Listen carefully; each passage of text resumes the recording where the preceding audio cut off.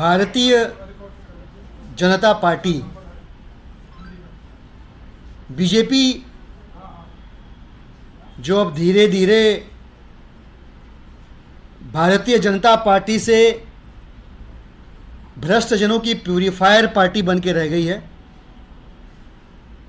जो भ्रष्टजन हैं, जो भ्रष्ट लोग हैं, भारतीय जनता पार्टी में जाकर प्यूरीफाई हो जाते हैं। पूरे देश के भ्रष्टाचारियों को प्यूरीफाई करने के मुहिम में लगी भारतीय जनता पार्टी के हिस्से में बहुत सारे नामचीन लोग हैं। हाल फिलहाल की बात करें तो कांग्रेस पार्टी के एक बहुत बड़े नेता, जिनके खिलाफ भारतीय जनता पार्टी ने बाकायदा मुहिम छेड़ी, वाटर स्कैम पे बुकलेट रिलीज किया, उनकी एक सांस में 1000 खामियां, कमियां और घोटाले गिनवाए, और जैसे ही राजनीतिक अवसर मिला, उन नेताजी को, हेमंत बिस्व शर्मा जी को भारतीय जनता पार्टी ने अपने प्यूरीफायर मशीन में डाल के प्यूरीफाई कर दिया। भारतीय जनता पार्टी या भ्रष्टजनों की प्यूरीफायर पार्टी में महाराष्ट्र से नारायण राणे साहब आए। मनी लॉन्ड्रिंग, लैंड स्कैम, पता नहीं किसमें किसमें उनका नाम था। भारतीय जनता पार्टी ने अपनी प्यूरीफायर मशीन में डाला, उनको भी प्यूरीफाई कर दिया, एकदम शुद्ध कर दिया, 24 कैरेट में कन्वर्ट कर दिया उनको। एकदम इम्प्योर मेटल को 24 कैरेट में कन्वर्ट करने का भाजपा का जो प्यूरिफिकेशन वाला मशीन है वो रुका नहीं। पूरा देश, पूरी दुनिया जानती है कि शुभेंदु अधिकारी कैसे भारतीय जनता पार्टी के विरोध प्रदर्शनों में सबसे बड़े चेहरे हुआ करते थे, भाजपा में शामिल हुए, भ्रष्टजनों की प्यूरिफाइंग पार्टी में शामिल हुए, प्यूरिफाई हो गए। एकदम फ्रेश एग्जाम्पल है कर्नाटक, जहां का मैं इंचार्ज हूं। कैमरे के ऊपर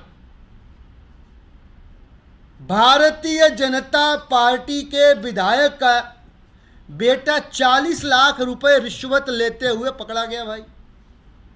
और पकड़ा किसने? लोकायुक्ता ने दबिश दी। 40 लाख रुपए तो पकड़े ही गए।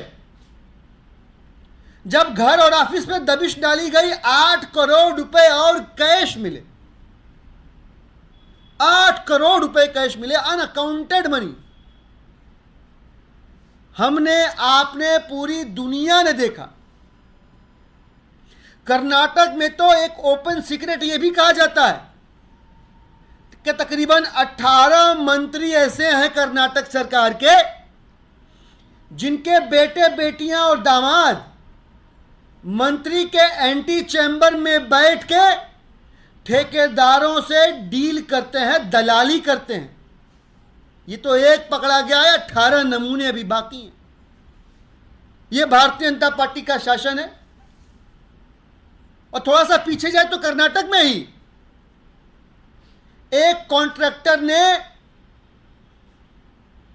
भाजपा के उस समय के पीडब्ल्यूडी मिनिस्टर पे 40% कमीशन खाने का आरोप लगा के अपनी जान दे दी,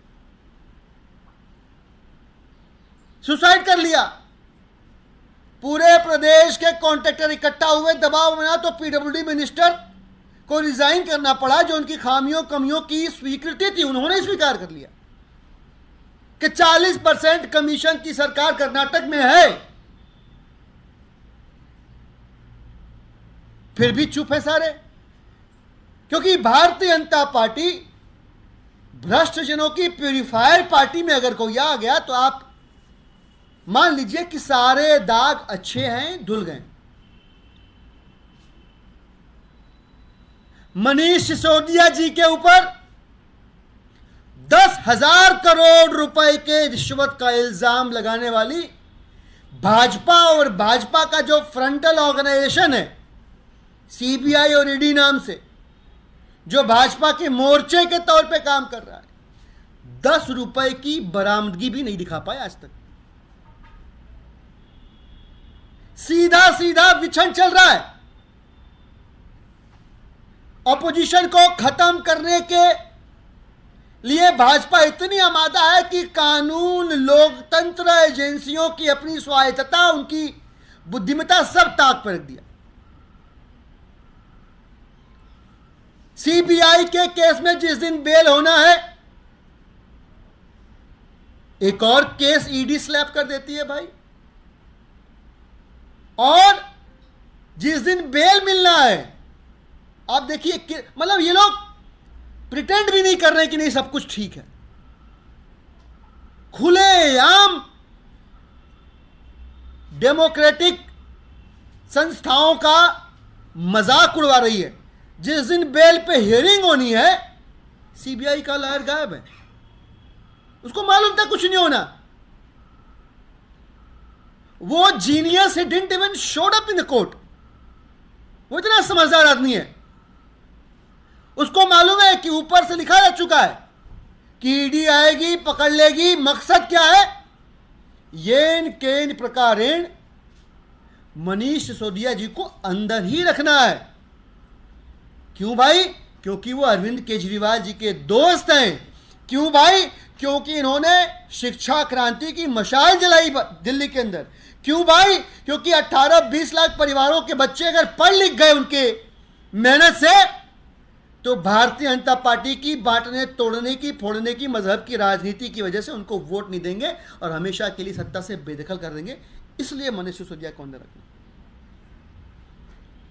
केंद्र सरकार के रोज नए कारनामे, घोटाले बाहर आ रहे हैं, कुछ न कुछ लगा ही हुआ है, लेकिन कोई गलती से हिंडनबर्ग रिपोर्ट पे, मोदानी के घोटालों पे चर्चा न कर ले।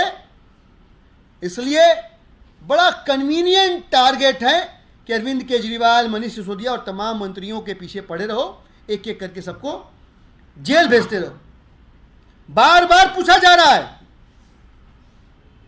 बार बार पूछा जा रहा है कि सीबीआई ने सब करके देख लिया, अरेस्ट से पहले रेड मार ली, अरेस्ट के बाद पूछताछ के नाम पे जुडिशियल कस्टडी में अपने पास रख के, कस्टोडियल इन्वेस्टिगेशन के नाम पे अपने पास रख के पूछताछ कर ली। एक प्रमाण नहीं मिला। मिला हो तो बताया दुनिया के सामने। पूरी दुनिया मोदी जी से पूछना चाहती है, आपके तमाम रेडों के बाद, उस दौरान पूछताछ के बाद, कस्टोडियल इन्वेस्टिगेशन के बाद सीबीआई को कौन से पुख्ता प्रमाण मिले, दुनिया के सामने रख दीजिए। सारे सवाल और सवाल पूछने वाले अपने आप शर्मिंदा हो जाएंगे। एक प्रमाण साक्ष्य नहीं मिला उस केस में। प्रमाण छोड़िए, कोर्ट में बातचीत हो रही है, जिरा हो रही है कि भाई साहब इतना बड़ा आरोप लगा रहे हो, कहीं 1 रुपए का तो ट्रेस दिखा दो, मनी ट्रेस। कहीं धेले भर का तो बरामदी दिखा दो, कहीं 1 रुपया कहीं मिला हो जांच पड़ताल में। घर, ऑफिस, गांव, पीएस सब रेड मार ली। 10,000 करोड़ छोड़िए, 10 रुपए भी बरामद नहीं हुए इनके पास। तो मकसद साफ है, मकसद साफ है। मोदी जी के घोटालों से ध्यान हटे, उनकी सरकार के कारनामों से ध्यान हटे। इसलिए किसी भी कीमत पे मनीष सिसोदिया जी को अंदर रखना, यह तयशुदा है। और जबकि यह तय हो गया तो सीबीआई गई तो ईडी आ गई, ईडी गई तो कोई और आ जाएगा। लेकिन यह सब मिलजुल कर भी मनीष सिसोदिया के खिलाफ एक साक्ष्य आज तक न प्रस्तुत कर पाए हैं, न कर पाएंगे। कहते हैं ना कि किसी को मेरे बारे में पता कुछ भी नहीं है, और इल्जाम हजारों हैं, खता कुछ भी नहीं। बहुत बहुत धन्यवाद। कोई प्रश्न इस विषय पे? Okay, thank you. दूसरे मामले में प्रश्न है, उपराज्यपाल ने पत्र लिखा है मुख्यमंत्री को और वजीराबाद वाटर ट्रीटमेंट प्लांट को लेकर सवाल उठाया कि उसकी स्थिति बहुत ज्यादा खराब है, तो ये कैसा पानी दिल्ली वालों को पिलाया जा रहा है। और डिफिल्टिंग को लेकर बाकायदा एजेंसी को जिम्मेदारी दी गई 2013 के बाद, लेकिन उसकी स्थिति बहुत ज्यादा खराब है, जंग लगी हुई है। मुझे लगता है कि विषय विहीन पत्र लिखने में और आधार विहीन आरोप लगाने में एलजी साहब की पीएचडी है। मैंने तो देखा नहीं अभी, मुझे लग रहा है फिर सुबह उठे होंगे, वो सपना आया होगा, कुछ लिख दिया होगा। बहरहाल इस बारे में मेरे पास कोई अपडेट नहीं है, तो मैं कमेंट नहीं करता हूँ।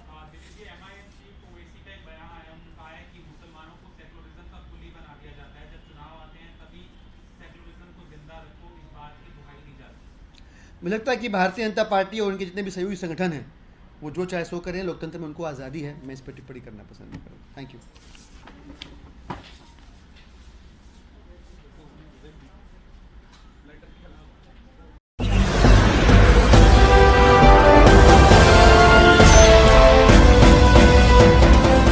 आप देख रहे हैं लाइव न्यूज 99, राष्ट्र सबसे पहले।